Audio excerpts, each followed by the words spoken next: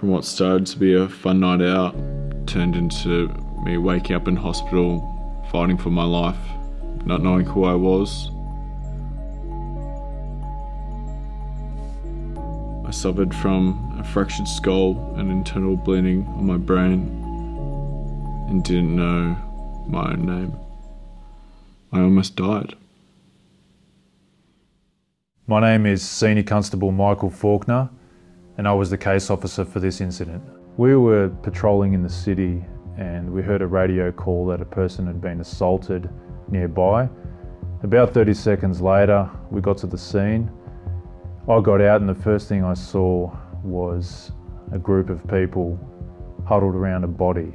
So I rushed over to that body and I saw a young man motionless, unconscious. I wasn't sure if he was dead or alive. He was bleeding from the mouth. One of the bystanders was holding the victim's tongue and had him in recovery position.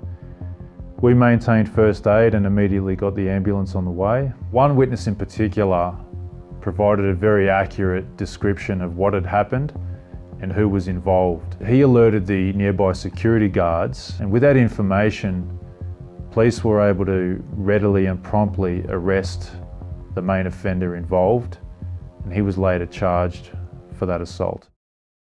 I couldn't recognise my parents, remember my friend's name. I felt lost. I couldn't string a sentence together. I couldn't remember what had happened. I lost my independence. I wasn't allowed to use a toaster. I wasn't allowed to drive. I didn't know what was happening to me. The following day, I went to visit the victim in hospital. When I first got there, it was quite devastating to see the state that he was in. I couldn't interview him, and it would be weeks before I could have a normal conversation with him. I remember feeling very uncertain about how he was going to recover and if he actually was going to fully recover. I was in hospital for a long time. The better I got, the worse I felt, because I could realise how bad my injuries were. When I was in the hospital, there were a lot of things that I thought I would never be able to do again. Short-term memory was the biggest fear.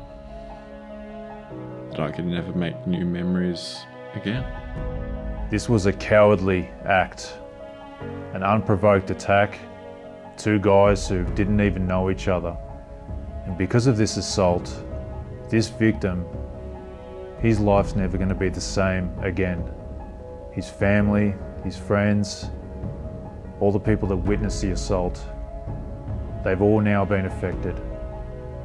And the offender, he's going to have to live with what he's done for the rest of his life. If I did have a message for anyone who may get involved in a situation like this, so I hope that they will think about the consequences, not only for themselves or the person that they're directly affecting.